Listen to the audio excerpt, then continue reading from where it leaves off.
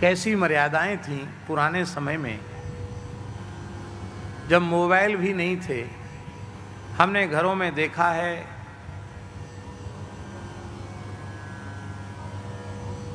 शरीर के दादाजी कथा कहने चले गए। अब ये तो पता नहीं कि उन्होंने कब फलाहार किया, कब भोजन किया, नहीं किया। तो जब वो कथा कहने चले जाते तो दादी जी वो 2:30 बजे, 3 बजे, 4 बजे प्रसाद पाती, तब तक कुछ नहीं खाती। क्यों? बोले अब तक तो उन्होंने खा ही लिया होगा, अब बिना खाए नहीं रहे होंगे। तब पति का स्मरण करके वो खाती थी। ये पुरानी परंपरा ही। और तुम्हें खाना हो खाओ, नहीं खाना का हम तो ठूस के खाएंगे, ये आज की पद्धति है। हाँ, तुमको खाना हो खाओ, नहीं खाना मत खाओ। वो हमको बड़ी भूख लगी है, बोले चलो होटल, हमको भी खिलाओ, तुम भी खाओ।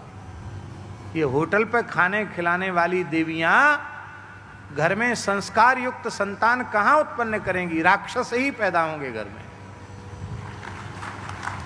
इसलिए ताली मत बजाओ। मेरी प्रार्थना है, घर में ठाकुर जी पधराओ, ठाकुर जी को प्रेम से पवित्रता से भोग लगाओ। घर में ठाकुर जी विराजते ही और प्रत्येक वस्तु भगवान को निवेदित होने के बाद ही हम आहार के रूप में लेंगे। आपका चौका चूल्हा पवित्र हो जाएगा और फिर भगवत प्रसाद आप पाइए। देखिए कितनी पवित्र बुद्धि होती है आपकी। ये होटल फोटल में खाना बिल्कुल छोड़ दो, स्पर्श के योग्य नहीं वहां का अन्न, वहां का जल, वहां का अन्न छूने योग्य नहीं है।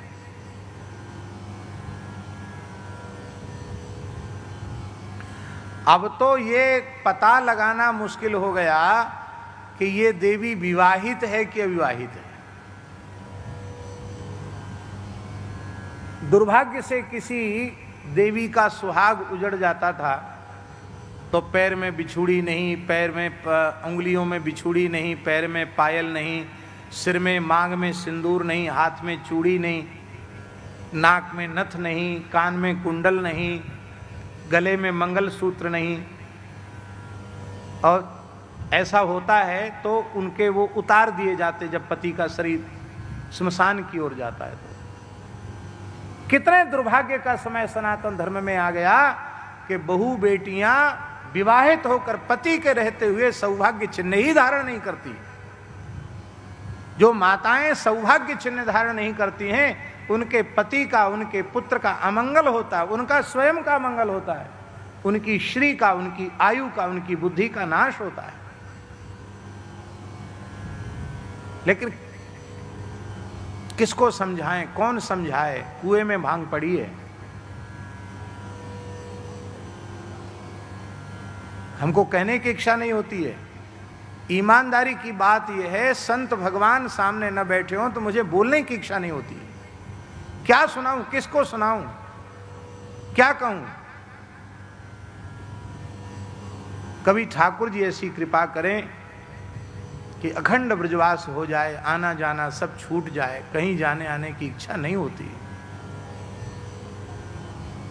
बहुत सुना चुके, बहुत घूम चुके, बहुत भटक चुके,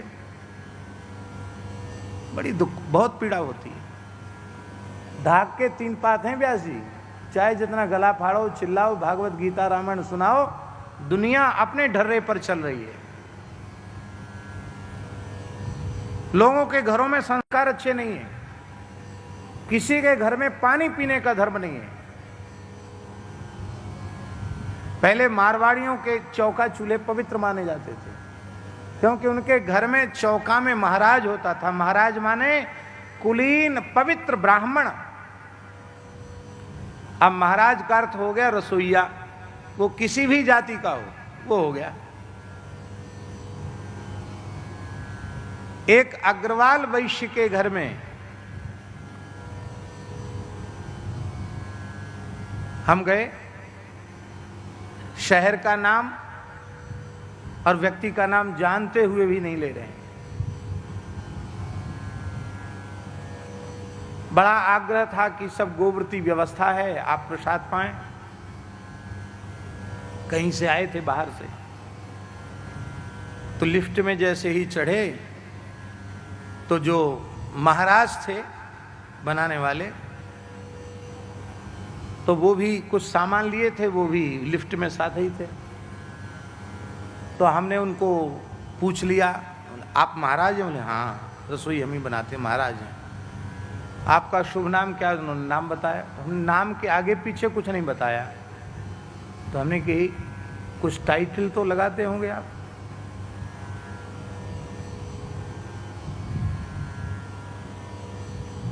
हमने कहा देखो सभी टाइटल बहुत अच्छे, कोई खराब नहीं है, टाइटल तो लगाते होंगे।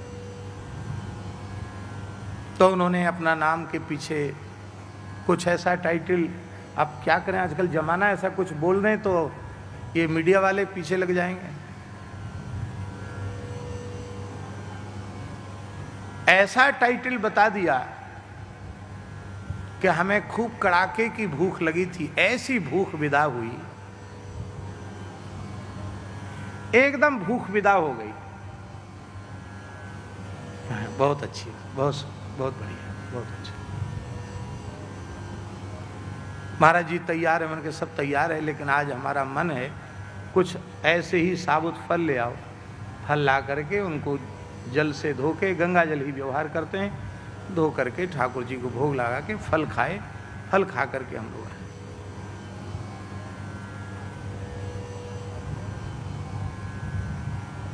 अच्छे प्रतिष्ठित वैश्य के घर की बात है। क्यों?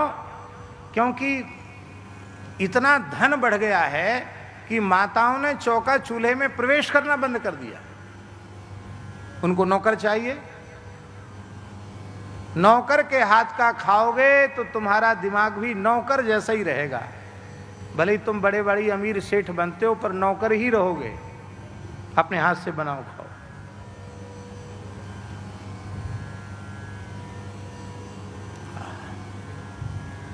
रामचरितमानस पढ़ते हैं आप लोग कि नहीं पढ़ते हैं? राम तो रोज पढ़ते हैं, 30 साल से 35 साल से पढ़ रहे हैं। पढ़ ही नहीं रहे हो आप। यद्यपि ग्रह सेवक सेवक, यद्यपि ग्रह सेवक सेवक। राम जी के यहाँ सेवक सेविकाओं की कमी नहीं है, लेकिन श्री जानकी जी अपने हाथ से रसोई बनाती हैं और लाड़ प्यार से केवल अपने प्राण जीवनधन रघुनाथ को नहीं, श्री राम जी को, श्री भरत जी को, श्री लक्ष्मण जी को, श्री शत्रुघ्न जी को, सास ससुर को, सबको परोस कर तृप्त होकर जिमाती है।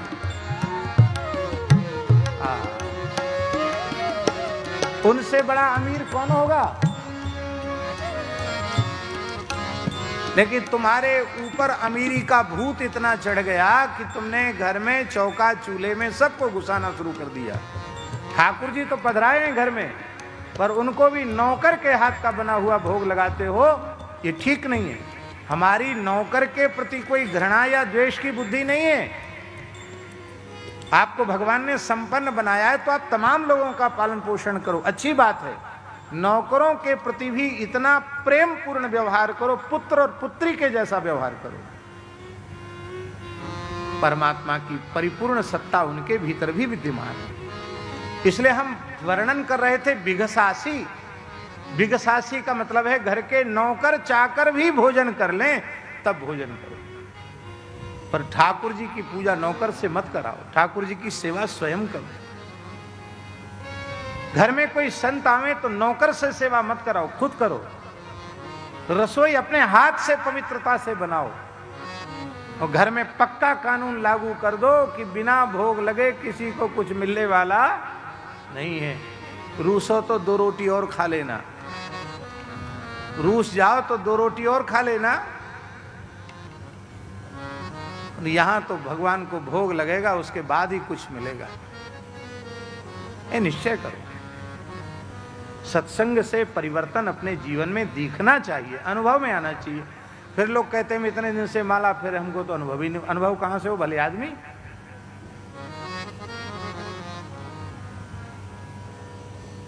अपने हाथ से पवित्रता, भगवान की सेवा अपने हाथ से, भगवान की रसोई अपने हाथ से।